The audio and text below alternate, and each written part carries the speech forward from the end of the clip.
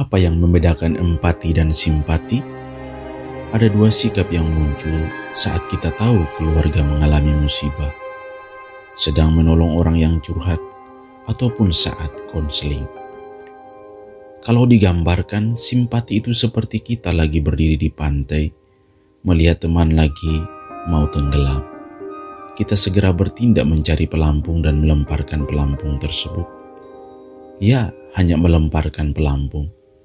Setiap manusia yang normal bisa melakukan hal tersebut. Tidak terlalu sulit. Simpati pada dasarnya normal, ada di dalam diri setiap kita. Tidak banyak energi yang kita keluarkan. Lain halnya dengan empati. Saat melihat orang tenggelam, Anda akan memilih segera menyelam ke dalam air. Ikut ke dalam gelombang air dan merasakan dinginnya, serta mengambil risiko dengan orang tersebut. Ini menegangkan dan membahayakan. Wajah juga akan mengikuti perasaan orang yang dibantu.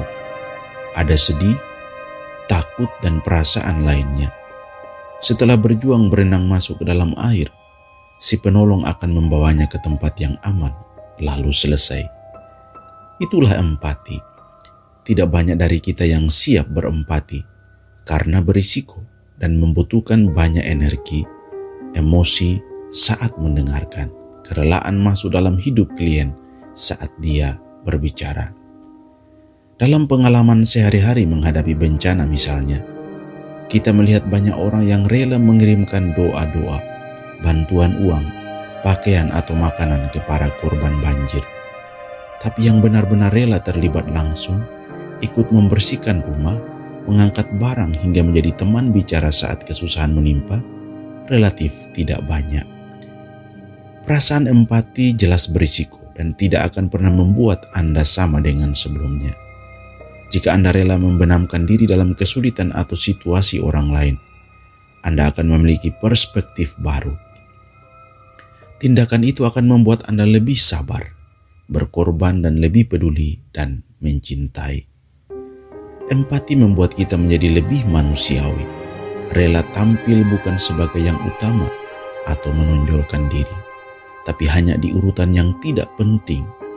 Kita mengutamakan orang lain, yakni klien atau orang yang kita bantu. Seperti catatan kitab Filipi, jadi karena dalam Kristus ada nasihat, ada penghiburan kasih, ada kasih mesra dan belas kasihan. Sempurnakanlah sukacitaku dengan ini. Hendaklah kamu tidak mencari kepentingan sendiri atau popularitas atau penghargaan yang sia-sia. Sebaliknya, hendaklah dengan rendah hati kamu menganggap yang lain lebih utama dari dirimu sendiri. Yang pasti kita memiliki cara pandang baru karena ikut meraba, rasakan pengalaman orang yang berduka, merasakan kehilangan mendalam. Seperti kata Rasul Paulus, orang yang punya empati cakap berduka dengan orang yang berduka, bisa tertawa dengan mereka yang lagi senang. Keistimewaan lain, jika kita sudah berhasil menolong klien, maka kita tidak menjadi penting lagi. Tidak seperti relawan yang memberi bantuan pada korban bencana. Mereka senang menampilkan diri di Instagram, TV, atau media lainnya. Berempati membuat wajah berseri karena bahagia. Bantuan dan kerelaan mendengarkan klien tidaklah penting untuk diceritakan. Seperti metafora, apa yang diberikan tangan kanan tidak perlu diketahui tangan kiri. Itu sebabnya setelah proses konseling, empati akan membantu kita melupakan semua proses dan tidak membawa masalah tersebut ke rumah atau kehidupan sehari-hari. Tapi kalau kita hanya mampu bersimpati, kita akan terus membawanya dan bisa mengganggu setelah proses konseling selesai. Berbagai macam rasa yang muncul, perasaan bersalah karena merasa tidak membantu keluhan klien yang perlu uang dan lain sebagainya.